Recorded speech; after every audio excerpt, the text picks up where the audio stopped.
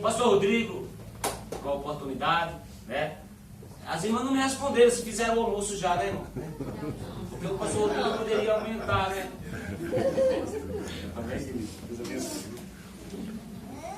Meus irmãos, eu vou usar o microfone porque eu não tenho essa voz poderosa aí do pastor. É um vozeirão, né? Não precisa nem do microfone. Então, para eu não precisar.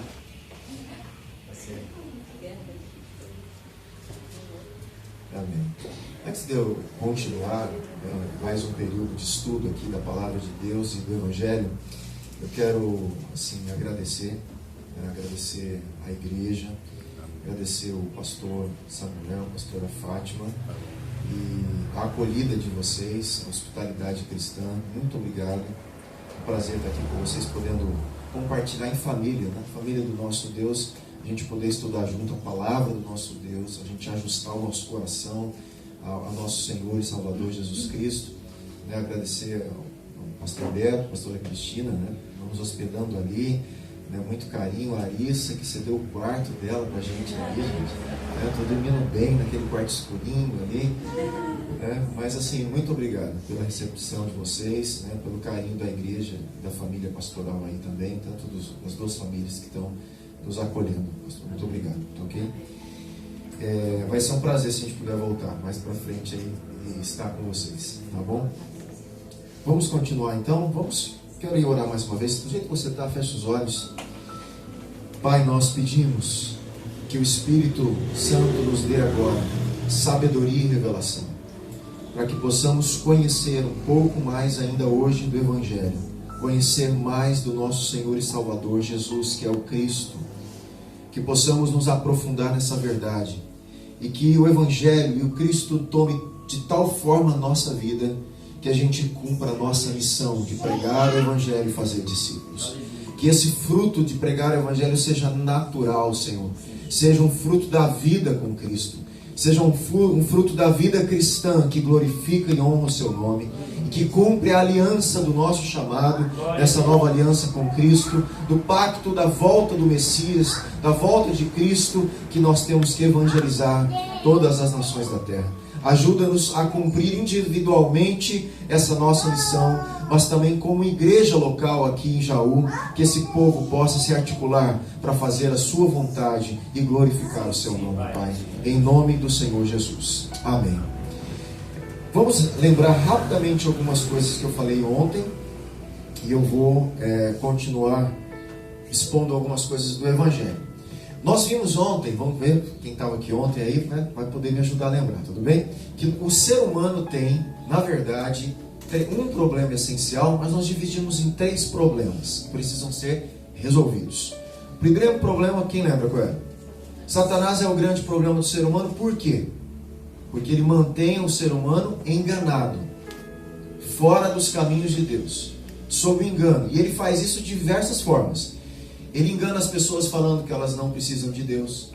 Ele engana para as pessoas falando que se elas forem religiosas, elas são salvas. E religião não salva ninguém. Elas enganam falando que se ela ajudar o próximo, ela vai ser salva. Não é assim um monte de jeito que as pessoas acham que se ela for justa na sociedade, ela vai ser salva. Tudo isso é coisa boa, mas isso não salva o ser humano na eternidade. Então é um engano de Satanás. Satanás enganou Eva, tirando Eva da palavra de Deus, do conhecimento da verdade ali no Éden, fez Adão descrer da palavra de Deus, e ele vai tentar fazer isso com a gente, e faz isso com a humanidade. 2 Coríntios 4,4, cegando o entendimento dos incrédulos, para que o Evangelho não resplandeça. Então Satanás é o primeiro problema do ser humano. Ele precisa ser vencido, destruído. E é quem faz isso? Só Jesus, que é o Cristo, que é o verdadeiro rei, que destrói o poder de Satanás nas nossas vidas. O segundo problema, o pecado original, que manchou a natureza do ser humano, que nos tornou agora filhos da desobediência, que nós somos debaixo da ira de Deus, da condenação eterna. E quem pode resolver esse problema? O verdadeiro sumo sacerdote, que é Jesus Cristo, o Messias, o ungido de Deus, que na sua morte, na sua ressurreição, pôde então, pelo seu sangue, perdoar o nosso pecado.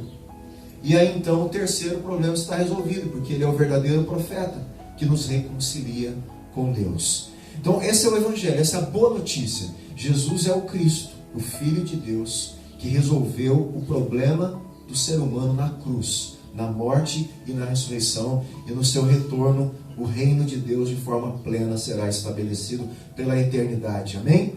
Essa mensagem nós precisamos pregar para a salvação do ser humano.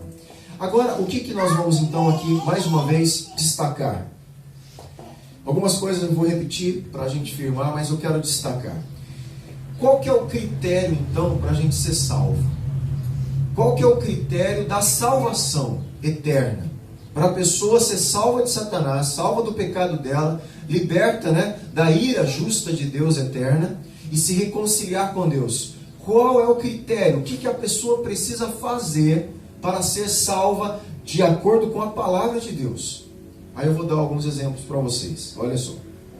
Vamos ver um pouquinho o exemplo dos judeus na Bíblia. Judeus, todo mundo sabe, é o povo que foi escolhido, eleito lá em Abraão, e foi constituído então o povo hebreu, o Israel de Deus, e depois nós conhecemos como os judeus, que vem da palavra da tribo de Judá. Daí os judeus são conhecidos, depois de uma certa época, todos os israelitas são conhecidos como povo judeu.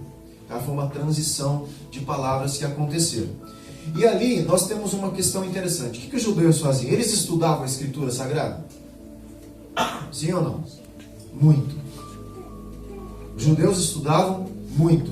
Eles chamavam a escritura deles de a Torá, não é? A Torá é um dos primeiros 5 livros da Bíblia que nós temos, que é o Pentateuco nosso. Estudavam os profetas, todos os profetas. Estudavam os salmos. Os judeus, eles não só estudavam, eles eram ensinados a decorar a lei. Eu tenho dificuldade para decorar, muita dificuldade. Os judeus, esse texto que a gente fala aqui, que a gente quer decorar, eles decoravam Gênesis inteiro, Êxodo, Levítico, Número, Deuteronômio inteiro. Toda a lei de Deus era decorada. Então eles estudavam a Escritura Sagrada muito. Tinham decor muitas partes dos profetas, dos salmos. Para eles era um costume decorar a Escritura, decorar a lei, saber. Então eles estudavam, eles cumpriam os rituais religiosos, todos os rituais religiosos de Deus cumpriam, todas as festas, a Páscoa, a festa dos tabernáculos, todas aquelas festas judaicas, todos os rituais, o Shabat, o sábado, todas as festas das luas novas, a festa de todos os rituais de comer, da comida impura, o que era puro, o que não podia comer. Gente, tudo que você pensar, eles cumpriam. Até hoje?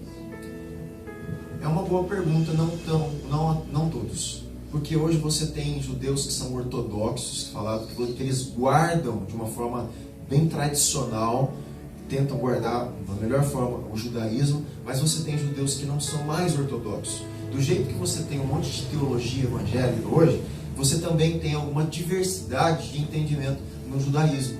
Eles também foram manchados por muita coisa que veio depois do iluminismo, da ciência.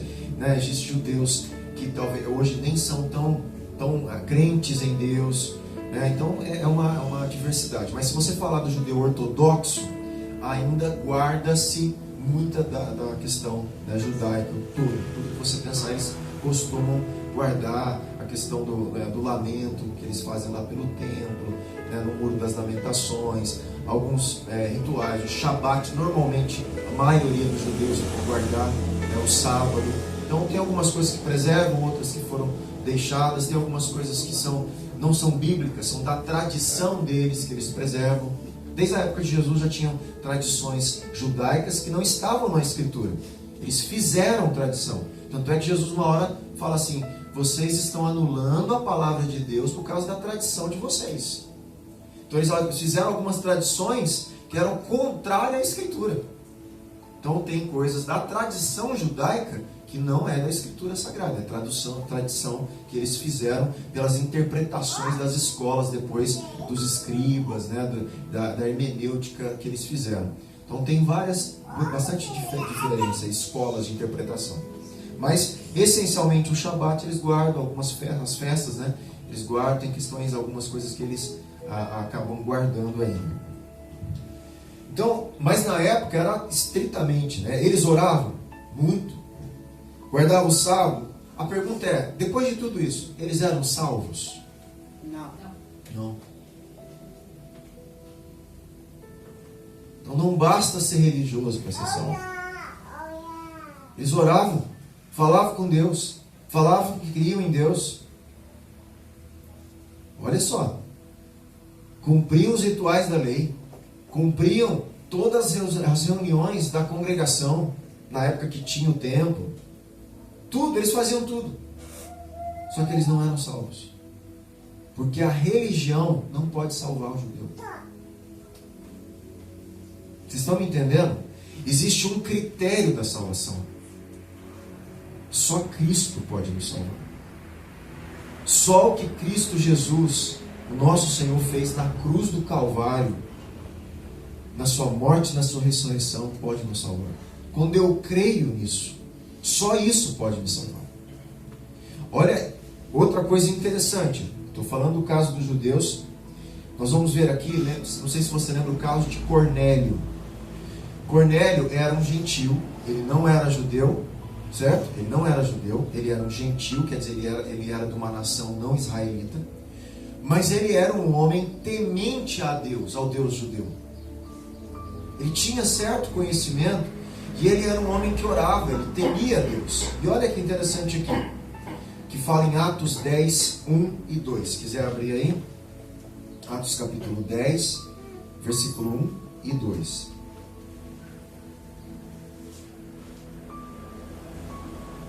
Diz assim: havia em Cesareia um homem chamado Cornélio, centurião do regimento conhecido como italiano. Ele e toda a sua família eram piedosos. Fala comigo, piedosos. Piedoso não é no sentido que a gente usa hoje, olha, tem piedade dele. Não. A piedade é uma vida pia, vida de fé. Ele era um homem que tinha uma vida de fé. Ele vivia aquilo que ele cria, ele era piedoso, ele tinha uma vida pia. E ele era piedoso, temente a Deus. Olha só, ele tinha uma vida de fé, ele vivia aquilo que ele cria, essa vida piedosa, aquele que vive a fé que ele fala que tem. Ele era temente a Deus. O que mais que ele fazia? Dava muitas esmolas ao povo e orava continuamente. A pergunta é: Cornélio era salvo? Não. Ele não era salvo. Como nós sabemos disso? Porque Deus enviou uma mensagem para Cornélio, dizendo que era para chamar Pedro, para Pedro pregar o evangelho para Cornélio, para ele ser salvo. Porque o que salva é o evangelho de Cristo. Glória a Deus. Tinha Deus, temia Deus, era piedoso, cumpria muitas coisas, mas não tinha o evangelho. Olha só, nós podemos estar falando de Deus, falando das coisas de Deus, indo para a igreja e não ter o evangelho, que nos salva. Isso é perigoso. O que salva não é a religião, o que salva não é só falar de Deus, o que salva é pregar o evangelho de Jesus Cristo. Só o evangelho tem o poder de Deus para salvar o ser humano. Nada mais. Os judeus não puderam ser salvos pela religiosidade. Deus se agradava de Cornélio, sabia? Deus se agradava das esmolas de Cornélio, porque ele ajudava as pessoas necessitadas. Deus se agradava que ele era temente a Deus. Deus se agradava tanto de Cornélio, que ele proporcionou que alguém pregasse o evangelho para Cornélio, para ele ser salvo. Mas aquilo que ele fazia não o salvava. Porque nada do que a gente faz pode nos salvar. Só o que Cristo fez pode nos salvar. Aleluia. Ninguém pode pagar a dívida diante de Deus. Só Cristo. Só Jesus, o Filho de Deus, o Cristo, nosso Senhor, pôde pagar a dívida com Deus e nos salvar. Nos salvar da ira de Deus. nos salvar do engano de Satanás, nos salvar da separação eterna de Deus e nos fazer filhos de Deus. Só Ele pode, ninguém mais. Esse é o critério para a salvação. Se esse é o critério, eu preciso, como igreja, pregar o Evangelho. Nós não podemos envolver as pessoas só nos rituais da igreja, só nas coisas da igreja. Elas precisam ouvir o Evangelho. Ela não pode estar só ouvindo falar uma coisa ou outra de Deus. Ela precisa ouvir a respeito do que Cristo fez por ela. E ela precisa crer nisso para ser salva. Crer de todo o coração. Tem que ser uma verdade. Quando eu falo isso, você crê, né? Você tem que crer. Eu vou fazer uma pergunta, não precisa me responder. Responde para você. Você crê de verdade que Cristo te libertou das obras do engano de Satanás? Amém. Você crê que na morte dele, na ressurreição, ele perdoou o seu pecado? Amém. Você crê que na morte e na ressurreição, ele te fez filho de Deus? Se você crê de verdade, você tem que viver essa vida de fé.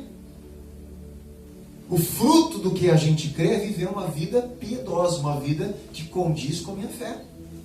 Uma vida que frutifique essa verdade. Porque a gente encontra muitos cristãos que parecem que não acreditam nisso. A vida delas não tem nada a ver com isso. Elas vivem, parece, a vida inteira ainda debaixo da ação de Satanás. Parece que ela vive escrava ainda da incredulidade, vive afastada de Deus. Mas peraí, ela não foi salva. Porque uma pessoa que tem Cristo, ela sabe que ela é filha de Deus. O Espírito Santo está dentro dela. Ela ama obedecer a Deus, ela quer a Cristo, ela quer conhecer a Deus, ela quer fazer a obra de Deus, porque o Espírito Santo está dentro dela, porque ela foi salva, porque ela é filha de Deus. Há fruto de salvação. Então nós temos que prestar atenção. Eu quero conhecer a Cristo mais. Pastor, eu tenho uma pergunta para o senhor sobre interpretação. O pastor estava falando de salvação, né? Sim. Está lá em 1 Pedro 3,19, se o pastor quiser abrir aí.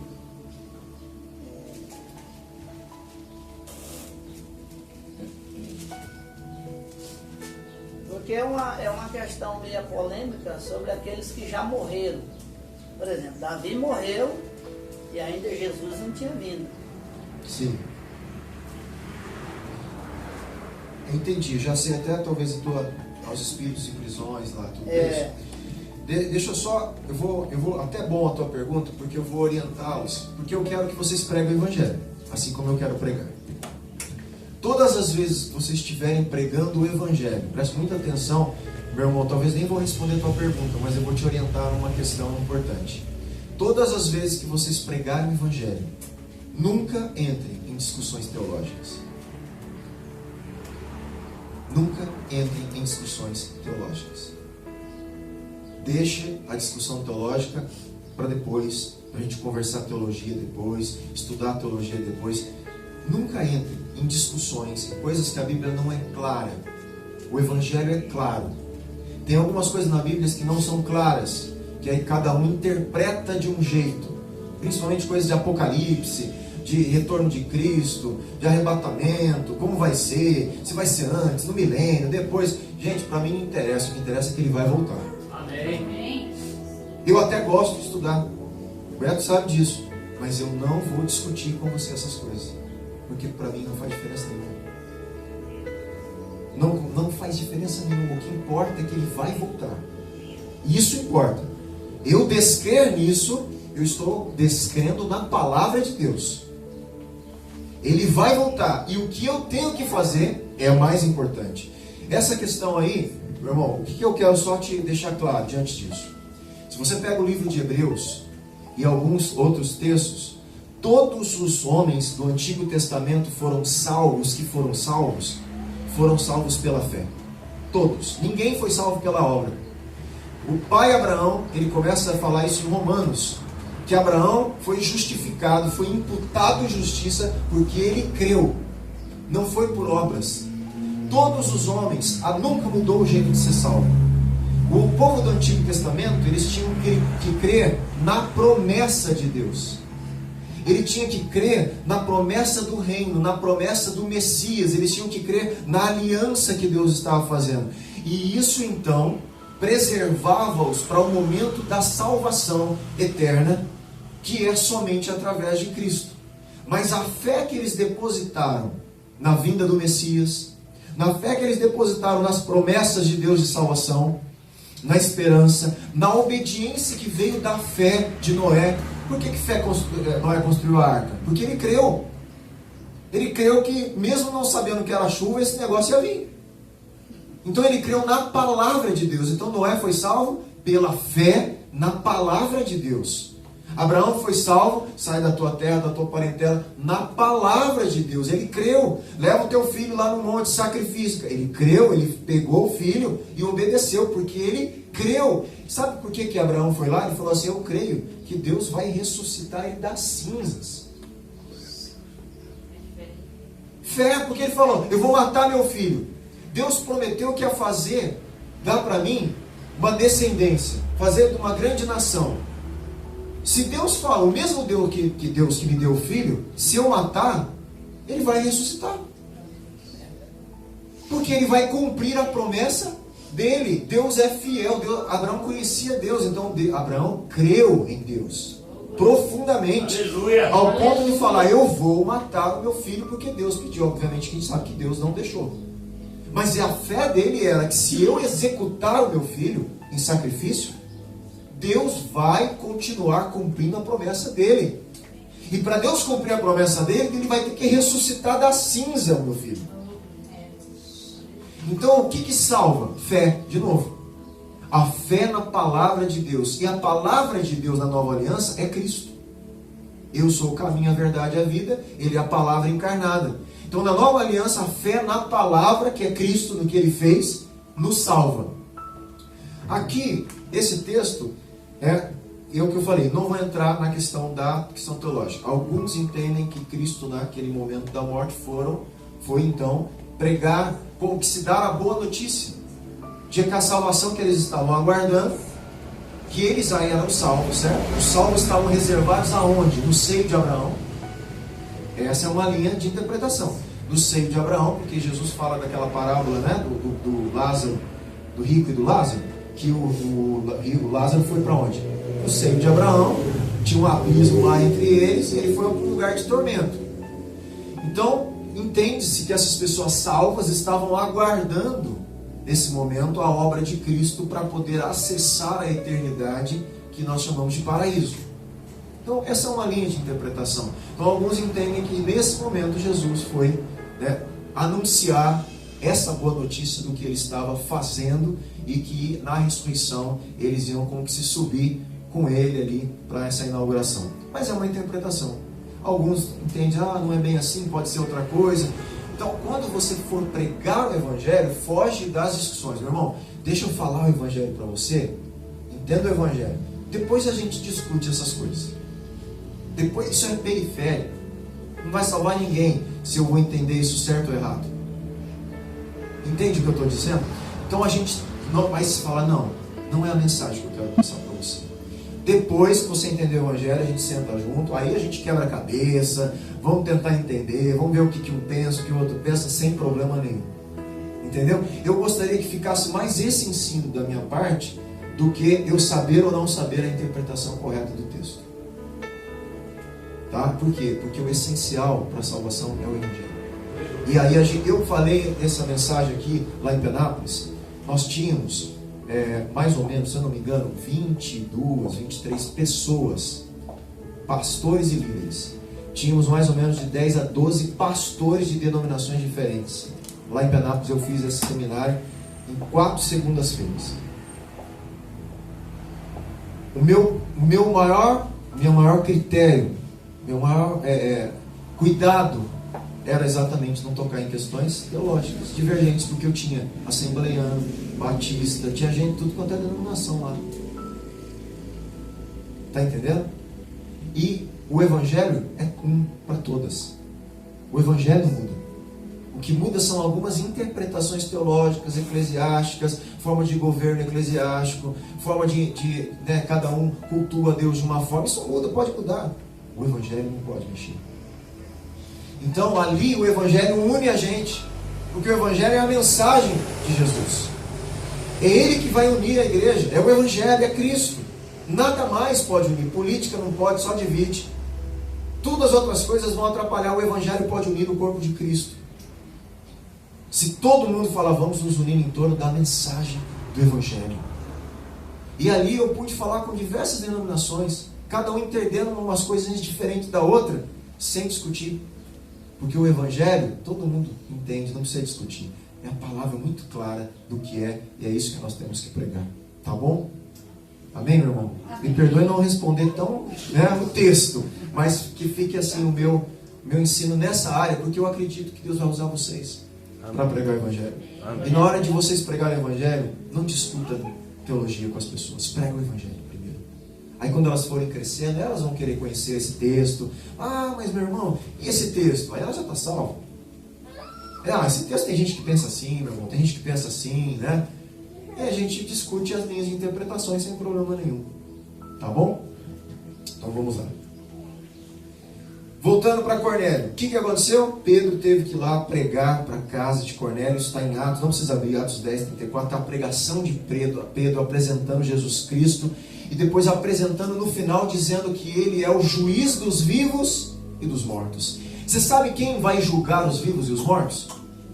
Jesus, que é o ungido, o Messias. Quem que foi prometido que iria julgar todos? O ungido de Deus. Então quando Pedro apresenta Jesus como juiz dos vivos e dos mortos, é a mesma coisa dizer que ele é o Cristo. Porque quem ia julgar os vivos e os mortos? O ungido de Deus que viria. Olha que interessante. Então é um outro título que fala da mesma pessoa, do ungido. É o juiz. Então quem vai julgar? O Messias. O ungido de Deus vai julgar. Mateus 7, 21 e 23 diz assim, muito sério esse texto. Olha só, pode abrir. Mateus 7, 21 a 23.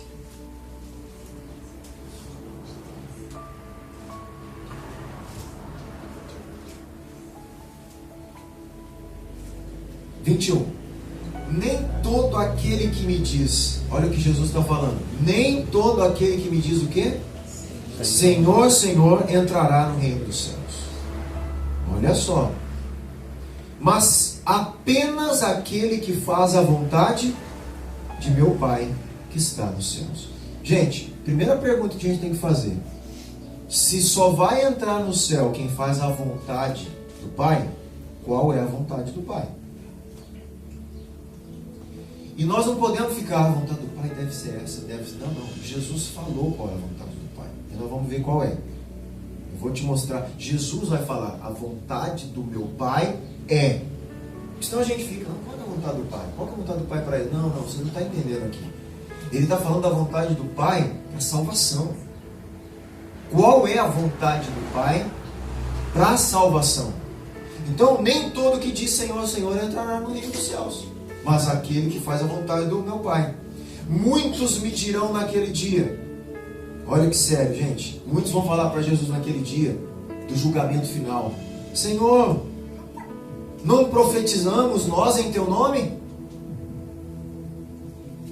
Muitos que profetizaram na terra em nome de Jesus vão falar, mas eu lá na igreja eu era profeta, eu não profetizava em seu nome.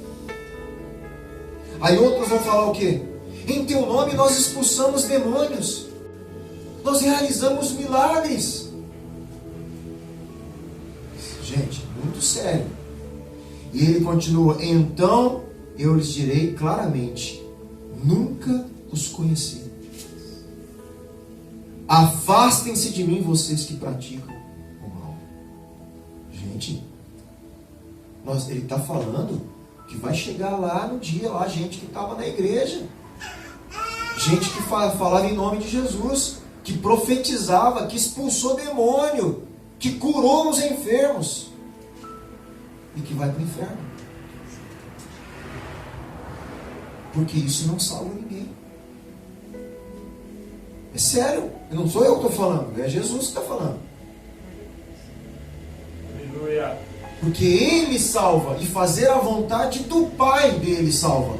Qual é a vontade do Pai? Não sei nem se está aqui o versículo. Eu acho que está. Tá. João 6, por favor. É a pergunta, a grande pergunta. Então, se é a vontade do Pai, qual é a vontade do Pai? A gente precisa saber. João 6, 39 e 40.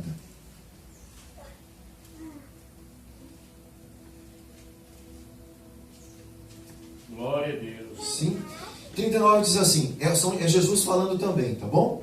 Ele fala assim: e esta é a vontade daquele que me enviou, que eu não perca nenhum dos que ele me deu, mas os ressuscite no último dia. Ele vai esclarecer isso no versículo 40. Porque a vontade de meu Pai é... Pronto. Qual é? Que todo o que olhar para o Filho, que é Ele, e nele crer, tenha a vida eterna. Essa é a vontade de Deus. Que todos que olham para o Filho, aquilo que Cristo, o Filho, fez, creia nele e tenha vida eterna. Então aquelas pessoas que estavam profetizando em nome de Jesus, curando os enfermos em nome de Jesus, expulsando o demônio, não estavam fazendo a vontade do Pai, que era mostrar para as pessoas a obra do Filho, para que eles crescem no Filho para a vida eterna. Glória a Deus. Olha só que terrível. E aí Jesus fala: nunca conheci vocês, porque vocês nunca fizeram a vontade do meu Pai. E isso é mal, vocês praticam o mal, porque negar a vontade do mal, de Deus, é fazer o mal. Então, é sério ou não é o que nós estamos falando? Como é sério? Porque é o próprio Jesus falando. Aqui, meu irmão, você viu? Não tem interpretação. Não tem dúvida. Jesus está falando. Só vai ser salvo aquele que faz a vontade do meu Pai. Em João ele fala: a vontade do meu Pai é essa. É isso que eu estou falando. O Evangelho não tem interpretação. Está muito claro o que é. Nós temos que ver e falar: o Evangelho está claro. Não tem dúvida. Isso que aquele está pregando não é o Evangelho. Nós temos que pregar o Evangelho de Cristo. Porque só o Evangelho pode salvar o ser humano. Se nós cremos, como dissemos ontem, que Jesus é o Cristo, Filho de Deus, lembra que Pedro falou? O que vocês estão dizendo que eu sou? Como que Pedro responde? Tu és o Cristo, o Filho do Deus vivo. Tu és o Cristo, o Filho do Deus vivo. Jesus fala: não foi carne nem sangue que te revelou, mas o meu Pai que está no céu. Sobre essa rocha edificarei a minha igreja. A igreja de Cristo tem que ser edificada sobre a revelação que Jesus é o Cristo, o Filho de Deus.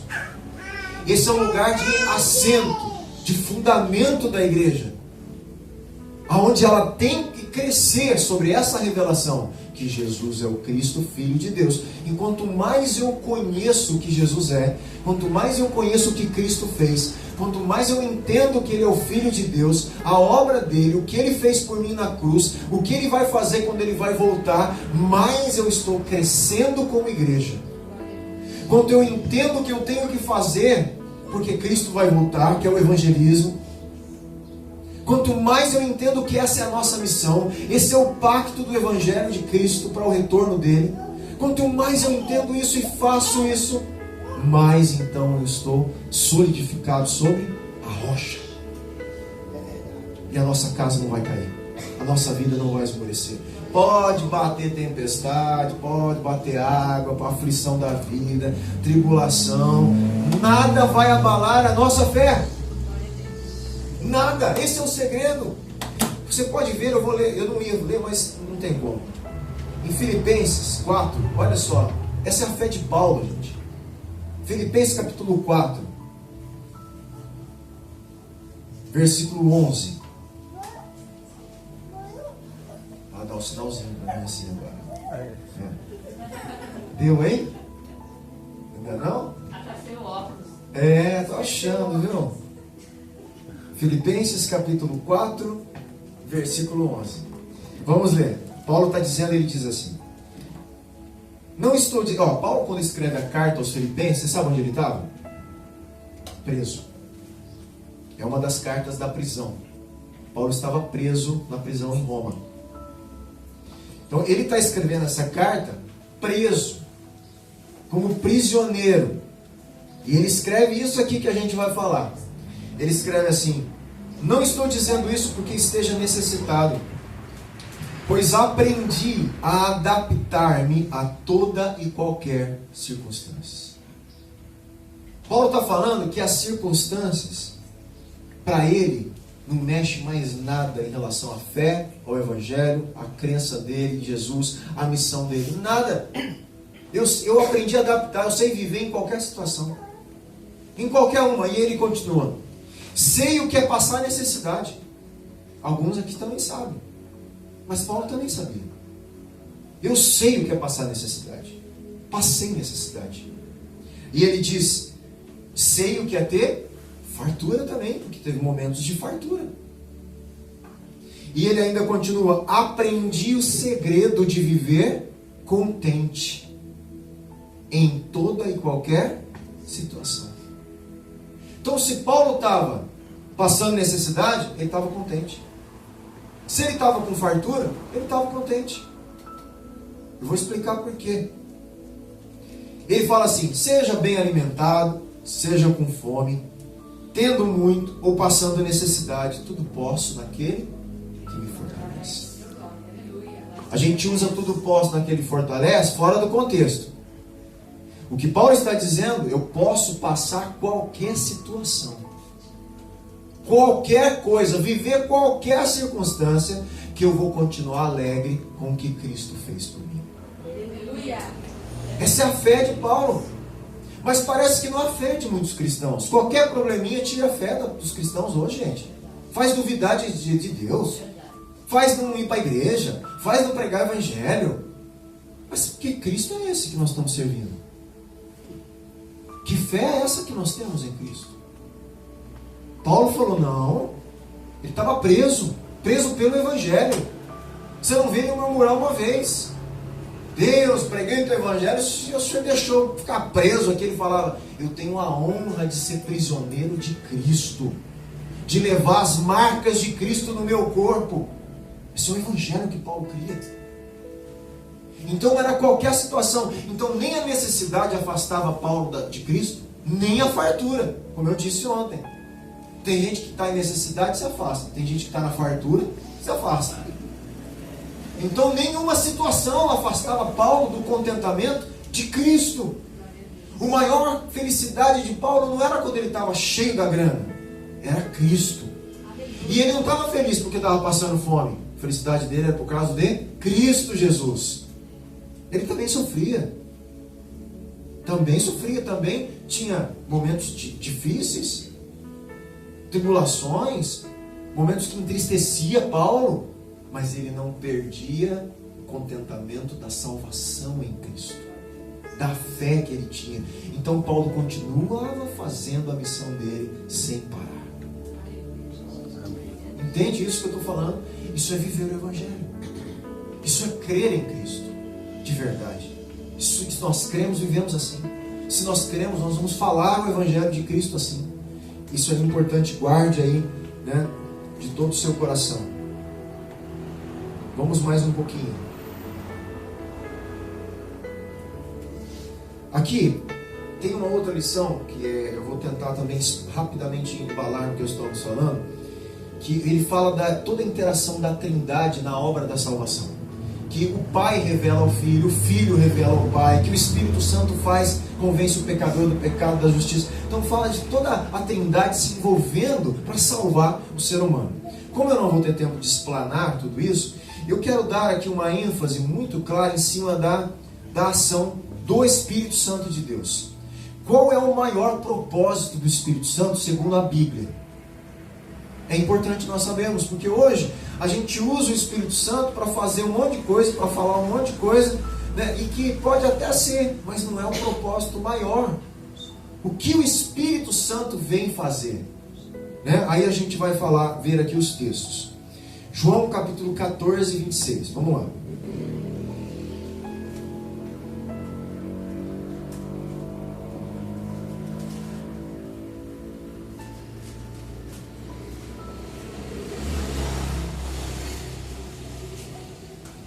Diz assim, Jesus falando: mas o conselheiro, o Espírito Santo que o Pai enviará em meu nome, o que ele vai fazer? Lhes ensinará. Mas ele vai ensinar o quê?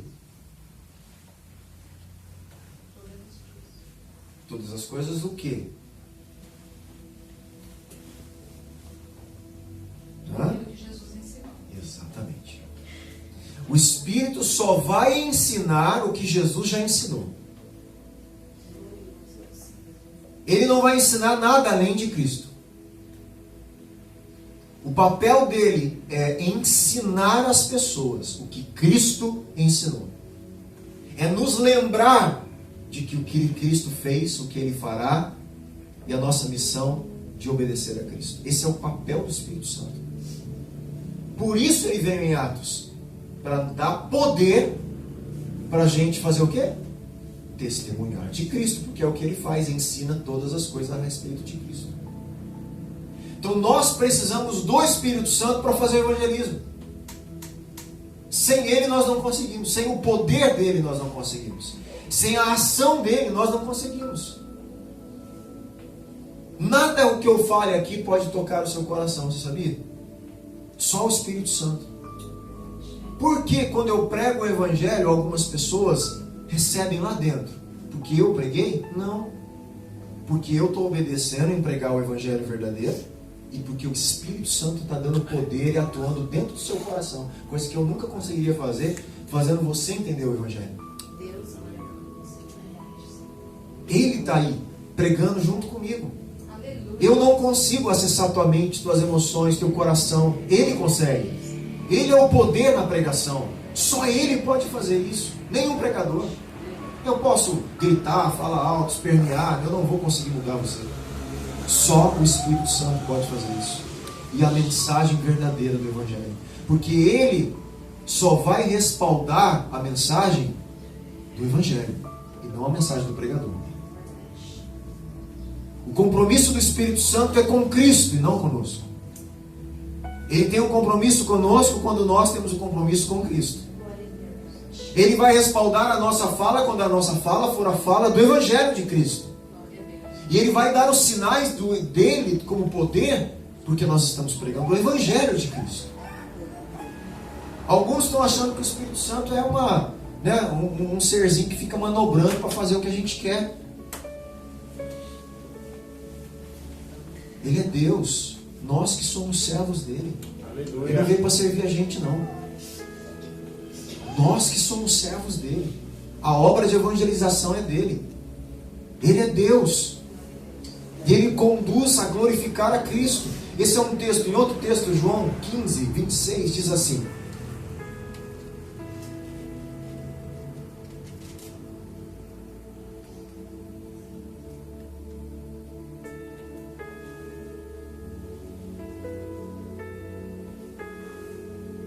quando vier o Consolador, o Conselheiro, da minha versão, que eu enviarei a vocês da parte do Pai, o Espírito da verdade que provém do Pai, ele vai fazer o quê?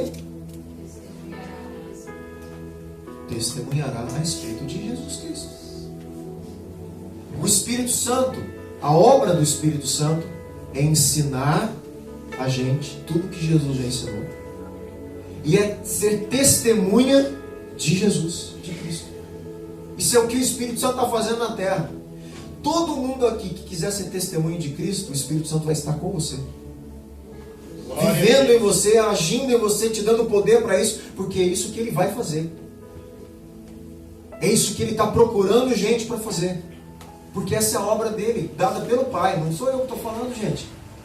Está aí, na Escritura. Jesus está falando, ele vai vir para ensinar todas as coisas que Jesus ensinou, para ser testemunha de quem? A respeito de Jesus. Isso é o papel do Espírito Santo. Então todos os dons do Espírito Santo, que eu acredito neles, todos os dons são para quê? Para nos conduzir a Cristo. Para conduzir as pessoas a serem edificadas em Cristo. Para glorificar a Jesus, o nosso Cristo.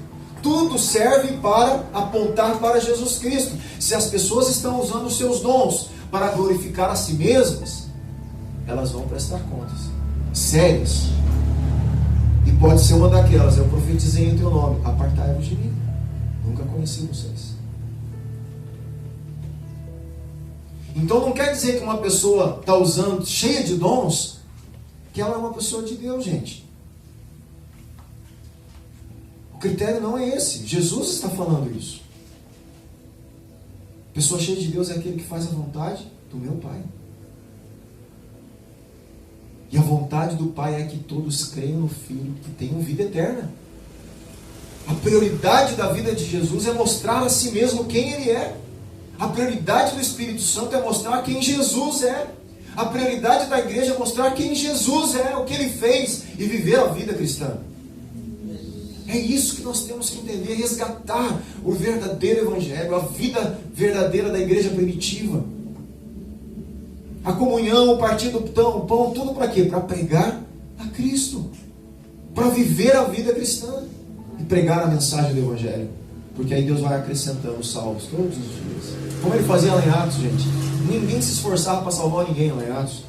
Eles pregavam o Evangelho e Deus convencia as pessoas chegando na igreja. Pensou que coisa boa? Pensou você pregar o Evangelho?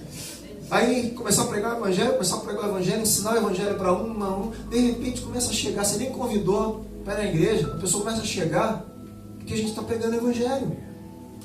Eu quero ter essa experiência, eu já falei lá, né, pastor Beto, eu quero ter essa experiência lá na igreja local nossa. Nós estamos ensinando isso lá, aos pouquinhos também, ensinando a igreja, ensinando os jovens. Vou fazer agora um curso de 6 segundas-feiras, isso que eu estou ensinando aqui para vocês, né, 3 dias, 6 segundas-feiras. Eu vou fazer 2 horas cada segunda-feira, com coffee break e tudo, 1 hora de estudo, para um cafezinho, mais 1 hora de estudo, bem devagar, para você ter uma ideia como falta coisas aqui para eu falar para vocês, devagar, para vocês assimilarem com clareza, né? Mas nós vamos fazer lá e depois vamos pegar os jovens, vai evangelizar, bater nas casas, fazer evangelismo de campo, e vamos ter a experiência no nosso dia a dia, aprender a sentar do lado de uma pessoa, né? Olha, posso falar do Evangelho para você? Posso falar de Cristo? Você sabe quem é Cristo? Não, ó, Jesus Cristo, né? Não, mas você sabe o que quer dizer que Jesus é o Cristo? Não, Jesus é o Cristo? Não sei o que é isso não. Não, vou te explicar então. Olha, Deus prometeu alguém que é um ungido dele, que ia solucionar o problema da humanidade. Você sabe qual é o problema da humanidade? Olha, uma conversa de evangelismo. Ah, não, o problema da humanidade são muitos, né? A pessoa pode falar, né? Não, tem um só, que é o principal problema. A humanidade está separada de Deus. E ninguém pode resolver esse problema. Deus mandou um que podia. Ele é o Cristo. Ele é ungido.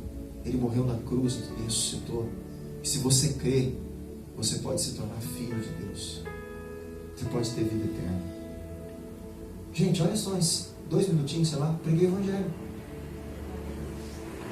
Agora, se a pessoa vai crer ou não, já não é mais problema meu.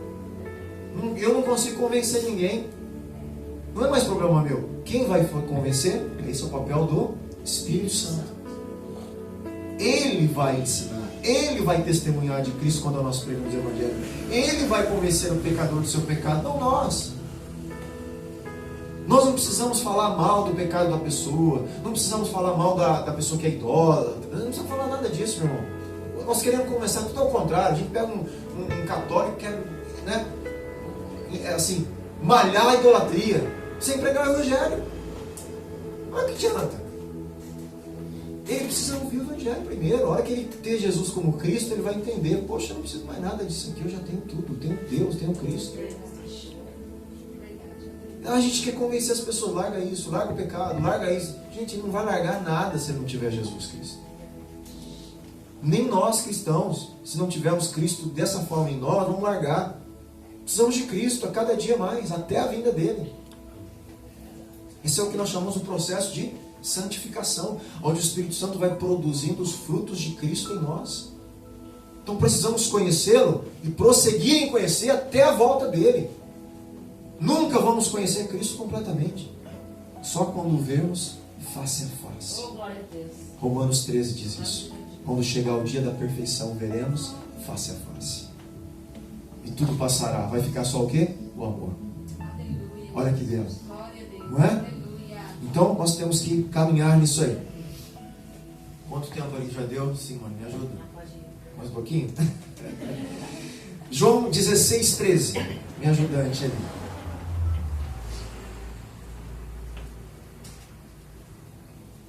Percebe que eu não te dando um versículo que é muito difícil de entender. Não, está muito claro o que Jesus falou. Então, ó, eu te dei 2, vou dar mais um texto, depois outro.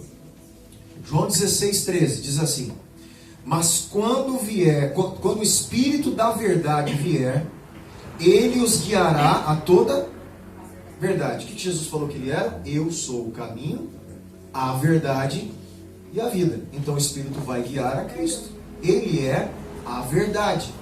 E o Espírito Santo é o Espírito de Cristo. Ele é o Espírito da verdade. Eu sou o caminho, a verdade e a vida. Então quando ele vier, o Espírito da verdade vier, ele os guiará a toda a verdade. Ele não falará de si mesmo, falará apenas o que ouvir e lhes anunciará o que está por vir. O que está por vir? A obra de Cristo estava por vir. Estava por vir a crucificação, estava por vir a ressurreição, estava por vir o Pentecostes do poder para a igreja testemunha, está por vir o retorno de Cristo, está por vir o reino de Cristo. Aleluia. Aquilo que está por vir, a promessa do que irá acontecer, o Espírito Santo vai testemunhar e anunciar. Por isso o Apocalipse diz que o Espírito e a noiva dizem: vem, vem Senhor Jesus. Esse é o clamor do Espírito Santo, a volta de Jesus, a volta de Cristo. E esse deve ser o clamor da igreja. Vem Jesus, vem resolver esse mundo caído. Vem julgar as injustiças. Vem trazer o reino que o Senhor prometeu. O dia onde todo joelho se dobrará e toda língua vai confessar que Ele é o Senhor. Esse dia vai chegar, meu irmão. Mas até que não chegue, nós temos uma função: pregar o Evangelho. Aleluia. Para que esse dia chegue a nós, para que Ele venha fazer isso. Em Atos 1:8, muito conhecido, pode abrir.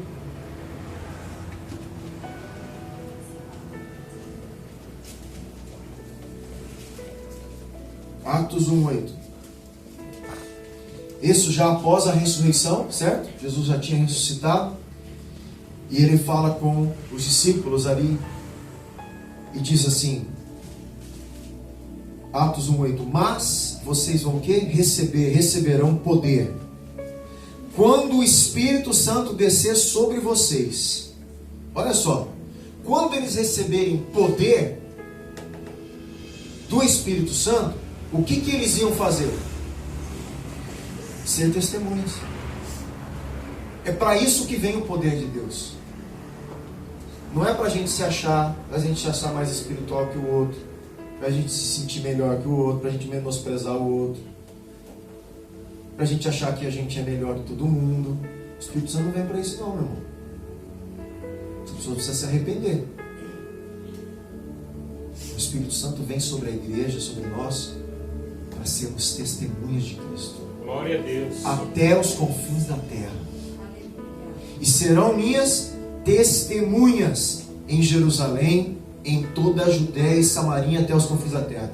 Vou só, pastor, fazer essa observação, até numa conversa que nós ouvimos, e há uma fala constante nisso. Muitas pessoas falam assim: por que eu vou fazer evangelismo na África se está precisando fazer aqui? Você sabe para quem você tem que fazer essa pergunta? Faz para Deus, porque foi Ele que mandou fazer isso. Você fala, mas onde está na Bíblia? Tá, meu irmão. A igreja começou a evangelizar em Jerusalém. E eles não foram para a Judéia. Você sabia disso? Eles não foram para a Judéia. Você sabe quando eles foram para a Judéia? Quando Deus manda uma perseguição lá em Jerusalém. Aí eles se espalham, fogem de Jerusalém e acabam indo para onde? A Judéia, Samaria, Cesareia, até os confins da terra. Não, mas lá Jerusalém não estava todo evangelizado. Não estava. Quando eles foram para Samaria, a Judéia não estava toda evangelizada. Não estava. Quando eles foram para os confins da terra, as outras regiões não estavam todas evangelizadas. Não estavam, mas Deus mandou fazer isso. Mas você vai discutir com quem? Eu não sei. Deus fez isso. Deus mandou ser assim. Então, vamos fazer só aqui, vamos evangelizar. Não, meu irmão, não interessa que eu estou evangelizando aqui com vocês. Eu espero que aqui a igreja, Missão Salvação, todos que estão aqui começam a evangelizar e vocês têm muitos frutos de salvação aqui na cidade. O que eu vou ganhar com isso? Nada. Não é assim humanamente falando? Eu podia estar falando em Penápolis para a minha igreja local. Eles estão esperando eu fazer o seminário lá. O que eu vou ganhar com isso? Nada. O que eu estou fazendo aqui? O que eu estou beneficiando a minha igreja local?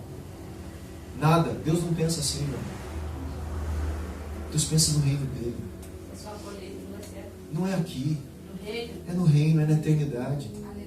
Glória a Deus. Se nós não pensarmos assim, nós somos miseráveis homens. Nós temos uma fé de uma vida para a eternidade. Se a gente ficar pensando igual todo mundo na terra, a gente não faz diferença nenhuma. Que mais um, terreno, pensai nas coisas que estão no alto. Pensai com a mente de Cristo, com a mente de Deus, a vontade de Deus. Então, não se importe, meu irmão. Vocês, como uma igreja pequena numericamente, vocês podem fazer muito mais do que uma igreja grande numericamente. Entenda isso. Eu vi isso na Coreia do Sul. Lá na Coreia do Sul tem igrejas, eu ouvi falar, não vi, que chega a 3 milhões de membros. Você sabe o que é isso? Não cabe, obviamente, nenhum culto.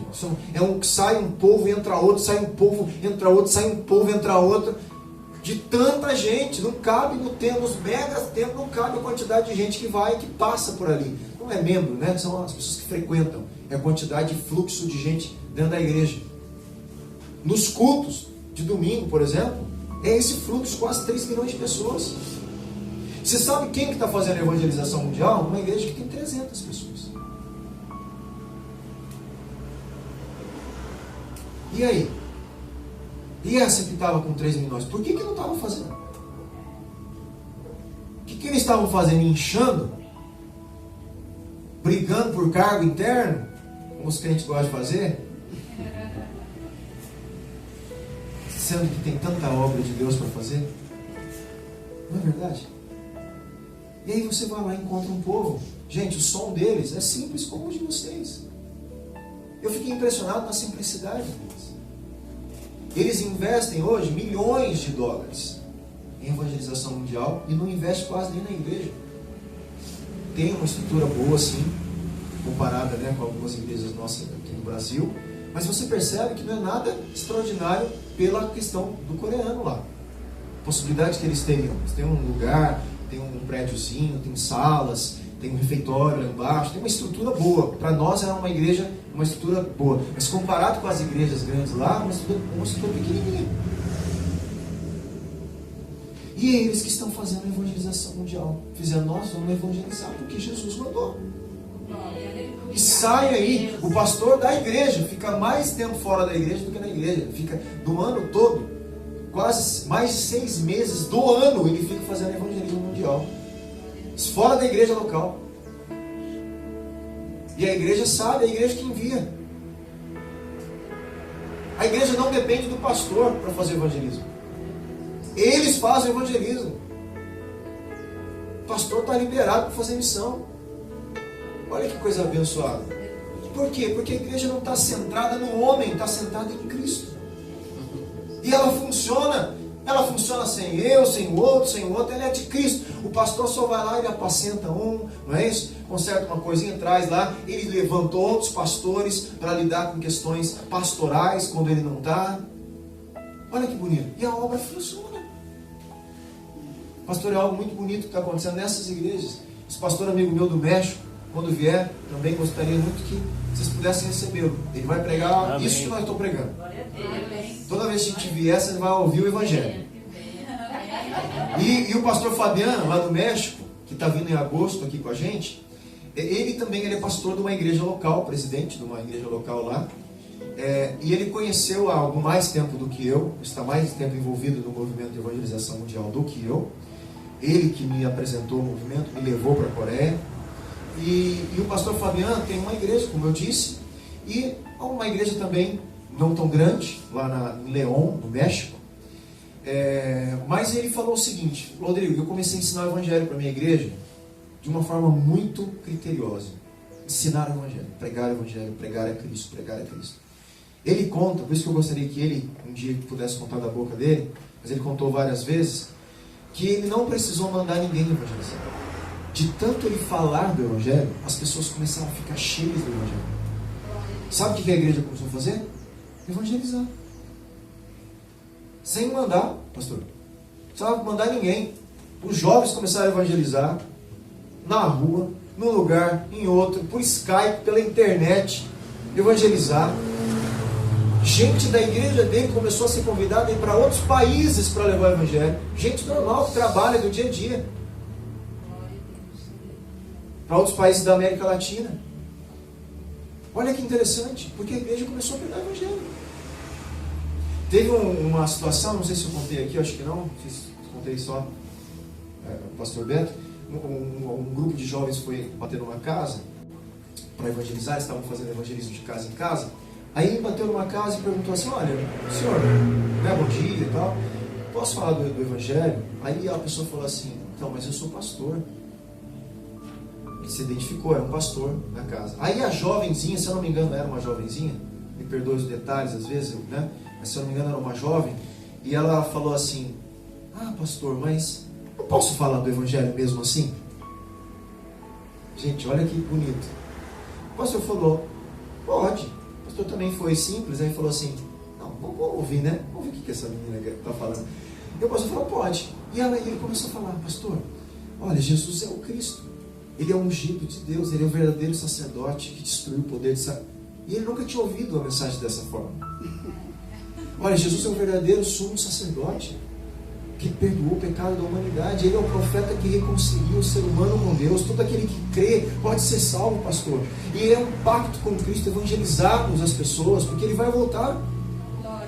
No final da conversa com o pastor, em 5 minutos ali, o pastor falou assim, perguntou o nome, aquela coisa.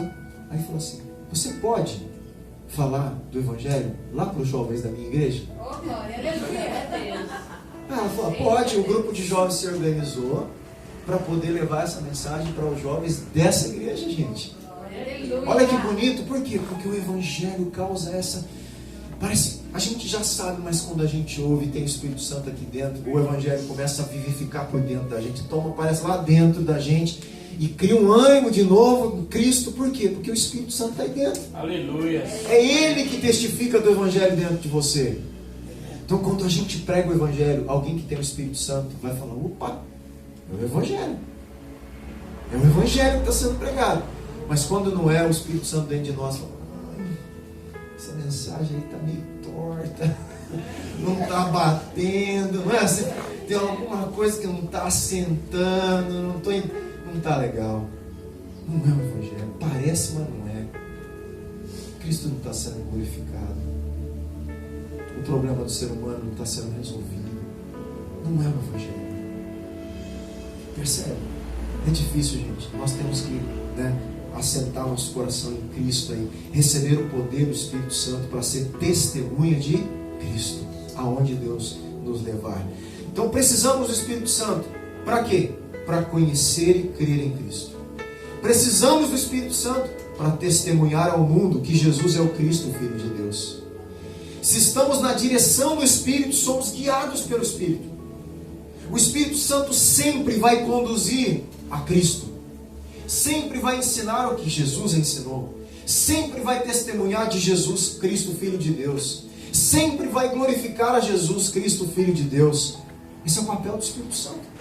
Ele vai dar poder, ele vai dar dom, vai dar talento. Para quê? Para glorificar a Jesus o Cristo, para conhecermos Jesus que é o Cristo, Filho de Deus. Esse é o papel do Espírito Santo. Então se a gente está sendo guiado pelo Espírito Santo, nós vamos fazer o que o Espírito Santo está fazendo. O Espírito Santo sempre vai conduzir a Cristo, glorificar a Cristo, lembrar os ensinamentos de Cristo, produzir o caráter de Cristo e dar poder para testemunhar de Cristo. E clama juntamente com a igreja, vem Senhor Jesus. O Espírito Santo faz isso, essa é a obra do Espírito Santo. Assim como a obra de Satanás é enganar as nações, a obra do Espírito Santo é levar as pessoas à luz do Evangelho de Cristo. É Ele que nos ajuda. Na hora que prega o Evangelho, a mente da pessoa abre e ela é liberta daquele engano de Satanás. Ela fala, eu preciso desse Jesus. Preciso conhecer Jesus assim. Essa é a obra do Espírito Santo de Deus. Mais um pouquinho em que é interessante também. Jesus Cristo, aí que é uma coisa que a gente sempre usa já, mas eu vou mostrar algo para vocês. Jesus Cristo, Ele é o nosso Senhor. Por que eu não falei até agora? Porque a igreja primitiva, no início, ela começou a pregar o quê? Jesus é o Cristo, o Filho de Deus. Depois, com as cartas do Império Romano, eles começam a falar, esse Jesus agora que você já sabe que é o Cristo, Ele é o teu Senhor. O que isso significa? Isso é importante a gente lembrar. O que isso significa? Olha só, 1 Coríntios 8, 6. Vamos lá.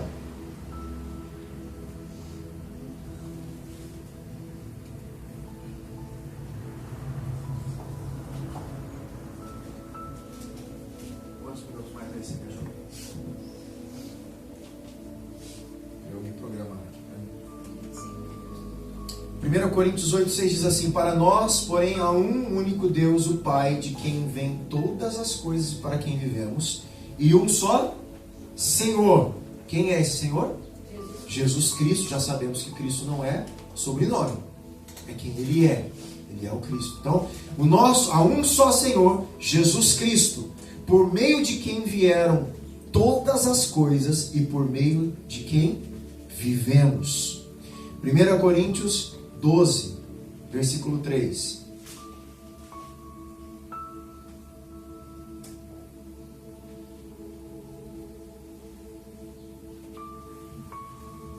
Por isso, eu lhes afirmo que ninguém que fala pelo Espírito de Deus diz Jesus seja amaldiçoado. E ninguém pode dizer Jesus é Senhor a não ser pelo Espírito Santo.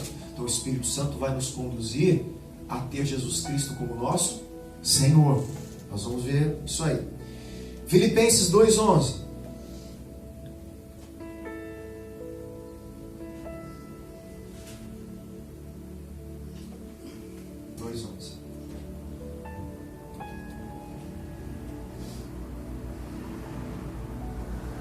Diz assim, e toda língua confesse que Jesus Cristo é o Senhor, para a glória de Deus Pai. Não precisa abrir, deixa eu vou falar para ele ganhar tempo. Gálatas 6,14. Quanto a mim, que eu jamais me glorie, a não ser na cruz de nosso Senhor Jesus Cristo, por meio da qual o mundo foi crucificado para mim e eu para o mundo. Jesus Cristo, então, Ele é o meu Senhor. Ele pagou com sangue. Ele é o meu dono. Eu sou propriedade dele. Ele morreu por mim e eu devo morrer por ele, se necessário. É isso que quer dizer que Jesus é o nosso Senhor. Quando o povo na época lá, a palavra grega no Novo Testamento para Senhor é Kyrios. Tá? Kyrios. Quem era o Kyrios do Império Romano? César. Era César, o imperador. Todo mundo chamava César o Kyrios. E os Césares na época já se achavam o quê? Divinos.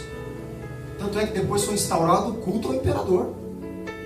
E os cristãos foram perseguidos por não confessar César como Kyrios, como Senhor, e não se dobrar ao culto ao imperador. Eles foram perseguidos, mortos, porque eles falavam que o único Kyrios deles era Jesus Cristo e não César.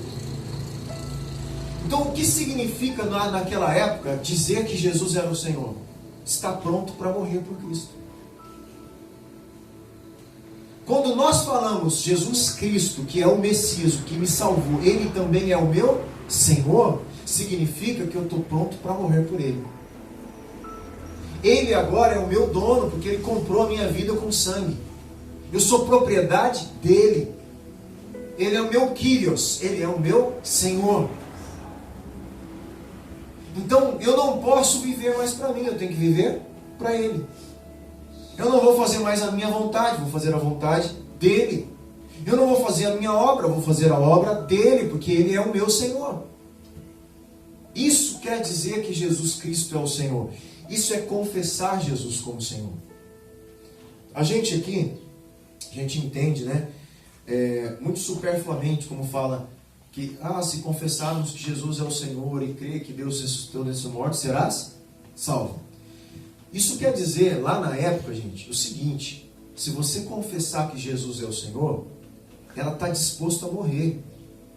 Aquilo não era uma confissão que era feita dentro da igreja. Era uma confissão pública no Império Romano. Quando alguém do Império te perguntar assim: quem é o teu Kyrios? Quem é o teu Senhor? Você tinha que falar o quê? O Imperador. E os cristãos falavam o quê? Jesus. Jesus Cristo é o meu Kyrios. Isso significava: você pode morrer. É uma afronta. Você tem que estar disposto a entregar a sua vida pelo Messias, por Cristo, porque Ele é o teu Senhor agora. Então, se você confessar Jesus assim e você crer no seu coração que Deus o ressuscitou dentre os mortos, quer dizer, se você crer na obra da cruz, é a mesma coisa de falar que crer que Jesus é o Cristo, Filho de Deus. É a mesma coisa, só que de uma forma diferente.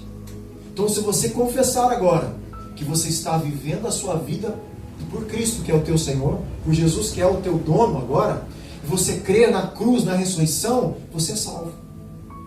Salvo do quê? Salvo de Satanás, do pecado, da morte eterna, da separação eterna de Deus, reconciliado com Deus. Entende? Isso aí tá ficando bem claro, né? Falando várias vezes. Vocês vão ter que... Vai decorar aí, né? E aí a gente, para indo ao final aqui, gente, para a gente não ficar tão cansativo, eu quero só tentar fazer o desfecho que dentro dessa nova aliança, então, com Cristo, nesse pacto da nova aliança, nesse pacto com Cristo, nós temos 3 pilares que sustentam esse pacto. 3 pilares, 3 coisas que você fala assim: o que é que eu tenho uma aliança com Cristo? O que isso quer dizer? Primeiro, quer dizer que você crê que Jesus é o Cristo, Filho de Deus. Todo mundo já entendeu. Segundo, quer dizer que você tem que cumprir a ordenança de pregar o Evangelho. Terceiro, você tem que crer e apressar a volta de Jesus. Esses são os 3 pilares do pacto da nova aliança. 1, você só é salvo crendo que Jesus é o Cristo, Filho de Deus, e na obra que Ele fez. 2, você tem que pregar o Evangelho. Isso não é uma opção, é uma ordem. Ide por todo mundo pregar o Evangelho. Fazei discípulos de todas as nações.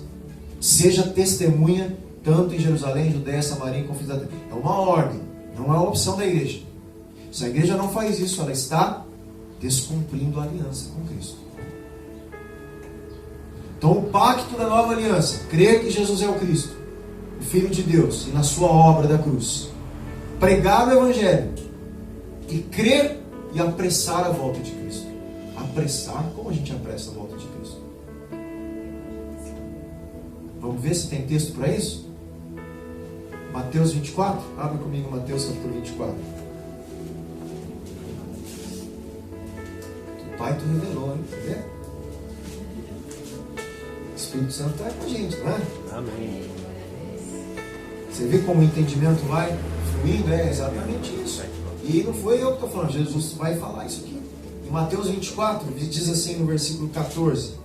Aí vou esperar, porque esse é bem importante esse versículo aí. Pronto?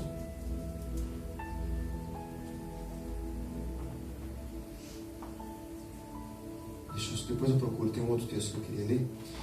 Mateus 24, 14 diz assim, ó, leia no versículo 1, leia no subtítulo da... vocês não estão com a Bíblia, né? Tá ali, esse é o sermão que Jesus fala dos fins dos tempos. Quando serão os fins dos tempos? Ele fala dos sinais dos finais dos tempos. E dentre os sinais, o último sinal que ele fala, né, que ele vai enfatizar, não o último, mas é um sinal importante nos finais dos tempos, no versículo 14 diz assim: e este evangelho do reino será pregado em todo o mundo como testemunho a todas as nações, então virá o fim. O que é o fim? É o dia da volta de Cristo, é o retorno de Cristo. Então ele está dizendo que o último sinal, o sinal importante de antes da vinda do fim, é a evangelização do mundo. E quem vai evangelizar o mundo? A igreja. É a tarefa da igreja. A igreja tem que cumprir essa tarefa. Ela pode apressar a vinda de Cristo, evangelizando as nações. Se nós desejamos a vinda de Cristo, nós vamos querer cumprir a nossa missão. É o pacto da nova aliança, ser testemunho de Cristo. Então isso é muito interessante. E aqui eu quero só uma observação que eu também fiz para o pastor Beto. E esse evangelho do reino, que é o evangelho de Cristo, o evangelho do Messias que traria o reino de Deus, esse evangelho do reino será pregado em todo o mundo de qualquer jeito? Não. Como o quê? Continua o texto ali. Será pregado a todas as nações como? Testemunho. Testemunho. Aqui é importante. Não é qualquer pregação do evangelho. Como testemunho. Vou dar um exemplo que eu dei para o Beto. Imagine você, acontece qualquer acidente aqui na rua e alguém vê, não é isso? Aí chega lá, a polícia faz o boletim de ocorrência e ele vai arrolar você num rol do quê? De testemunho. Não é isso? Aí o juiz lá, né, vai chamar as testemunhas do acontecido. Quem que o juiz vai chamar? Quem ficou sabendo por informação, pelo jornal, né? Quem ele vai chamar? Quem estava lá, quem testemunhou. Quem teve uma experiência com aquele fato. Ele quer ouvir essas pessoas. Então, o que ele está falando aqui? Não basta pregar o evangelho. Tem que pregar o evangelho como testemunha. O que é isso? Quem viveu o evangelho. Quem viveu a experiência da salvação pelo evangelho. Esse pode testemunhar do evangelho. Porque tem um monte de gente que prega o evangelho e não acredita nele. Fala de Jesus e não acredita que Jesus resolveu o problema dele. Fala de Cristo e não vive a vida cristã.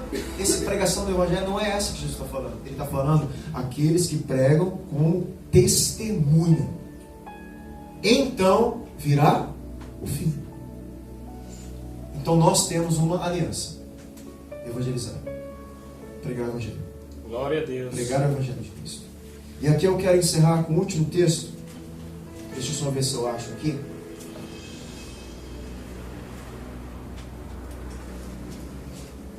Segunda Pedro, capítulo 3.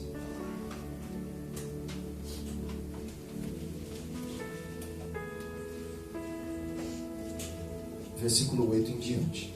Ele fala também, Pedro, dos finais dos tempos. E olha só que interessante. Entendeu?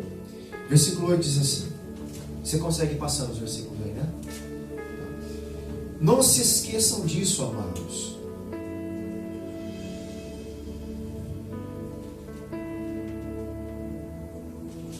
Só um momentinho. Não, vamos voltar um pouquinho, lá no 3, versículo 3. Antes de tudo, saibam que nos últimos dias surgirão escarnecedores, zombando e seguindo suas próprias paixões. Olha só. Nos últimos dias, um monte de gente zombando, seguindo seus próprios desejos, não mais o evangelho de Cristo, a promessa de Cristo.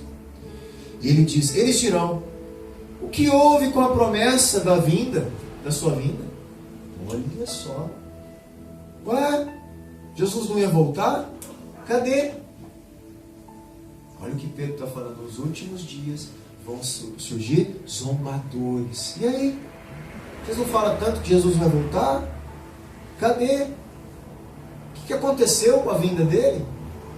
Olha a zombaria. E aí ele fala assim, desde que os antepassados morreram, eles falam, essas pessoas zombando, tudo continua igual. Ó, desde que seus antepassados morreram, está tudo igual, quer dizer, não mudou nada. Esse negócio de Jesus voltar, não sei não, hein? Colocando dúvida, olha Satanás colocando dúvida no pacto, na promessa, na palavra de Deus, do jeito que ele fez com Eva. Você não vai morrer, não vai morrer não, é porque Deus isso. Jesus vai voltar, não é bem assim não, isso é figurado, não é bem assim, não, esquece isso. diabo vai tentar enganar. Ele levanta pessoas assim. E o que ele fala? No versículo 8 agora. Aí ele fala assim, Pedro: não se esqueçam disso, amados. Para o Senhor, um dia é como o quê? 1000 anos. E 1000 anos como um dia. Então, na verdade, na matemática de Deus, quantos dias passou da morte de Cristo? 2 dias. Ele vai voltar. E em breve. Porque a brevidade para Deus é muito diferente da nossa. São 2 diazinhos para Deus. O que Pedro está falando, não, você não está entendendo, não vai demorar. O jeito que Deus faz as coisas é assim, ó, Ele está na eternidade.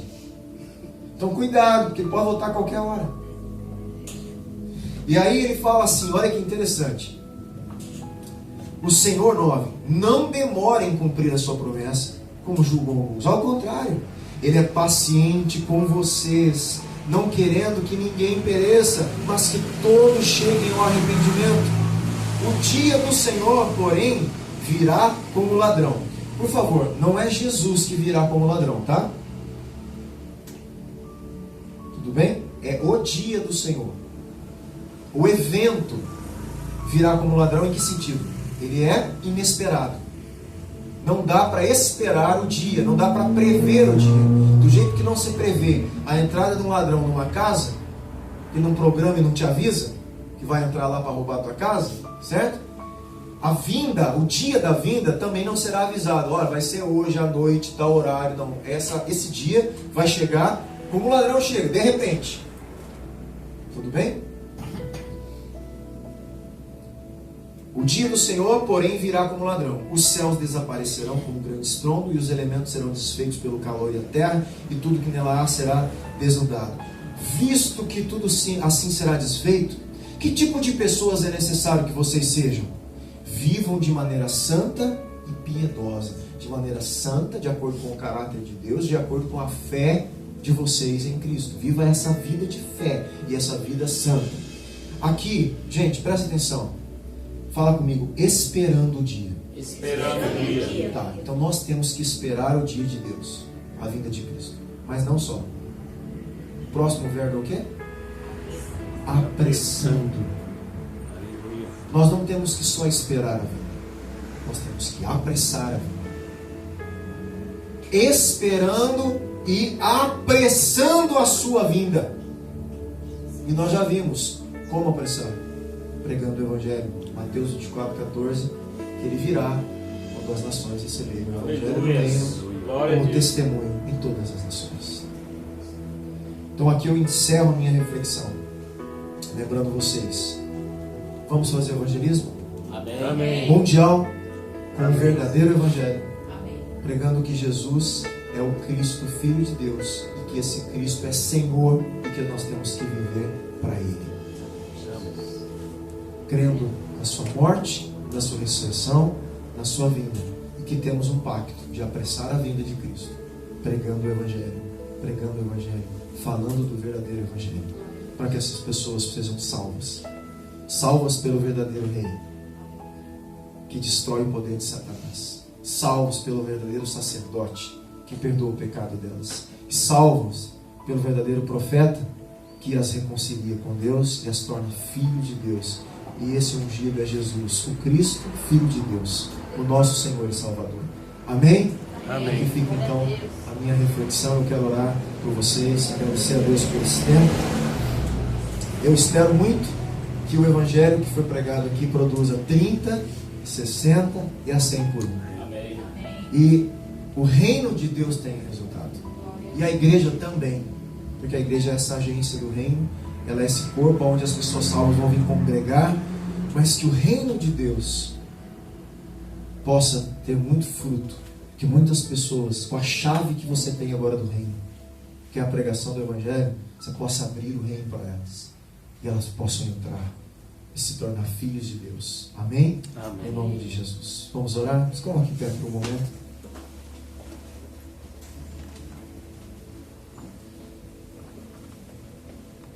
Pai, obrigado pela Tua palavra. Obrigado pelo Evangelho, que é o poder de Deus que nos salvou. Obrigado porque o nosso Senhor Jesus, o Cristo, aquele que morreu e ressuscitou e voltará, nos libertou do engano de Satanás, nos libertou do pecado, da descrença da Tua palavra, nos fez ver a luz do Evangelho da glória de Cristo e nos tornou filhos de Deus, reconciliados com Deus, para viver uma vida eterna com Cristo, uma vida eterna no reino de Deus, glorificando a Deus eternamente, Senhor, tendo corpos ressurretos e glorificados, aptos a viver a eternidade prometida. Aí está a nossa esperança, a esperança da glória, Senhor. Tire os nossos olhos somente das coisas da terra, Senhor.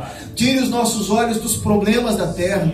Tire os nossos olhos dos desejos, dos anseios da carne e da terra. Coloque os nossos olhos em Cristo, na esperança da glória, na vinda de Cristo, no Evangelho do nosso Senhor Jesus, na nossa missão nessa terra, Senhor. Também peço, sim, que todas as outras coisas nos sejam acrescentadas, Pai. Que o Senhor nos dê sim o alívio, a paz financeira, de saúde, tudo que precisamos para viver, mas não para viver para nós mesmos, mas para vivermos para o nosso Senhor. Quer comamos, quer bebamos, façamos tudo para nosso Senhor Jesus Cristo. Senhor, que essa seja a nossa vida. Quer vivamos, quer morramos ou vivamos para o Senhor Jesus Cristo. Porque o Senhor, como Paulo viveu, esse deve ser a nossa vida, o exemplo de vida. Senhor, o morrer para nós que seja lucro, mas que o viver seja Cristo. Sim, Senhor, que isso seja vida, que Senhor, aprendamos a viver contentamente, adaptados a qualquer situação, porque a nossa alegria está no que Jesus Cristo fez por nós. Ajuda-nos a buscar primeiro o seu reino e a sua justiça, e as outras coisas nos sejam acrescentadas. Pai, que o seu nome seja glorificado sempre, acima de todas as coisas. Obrigado por essa comunidade aqui, por essa família de fé, pelos pastores, Senhor. Dá assim o seu poder, a sua unção, o teu Espírito sobre eles, para eles continuarem a tua obra nessa cidade e aonde o Senhor enviar esse povo e essa igreja.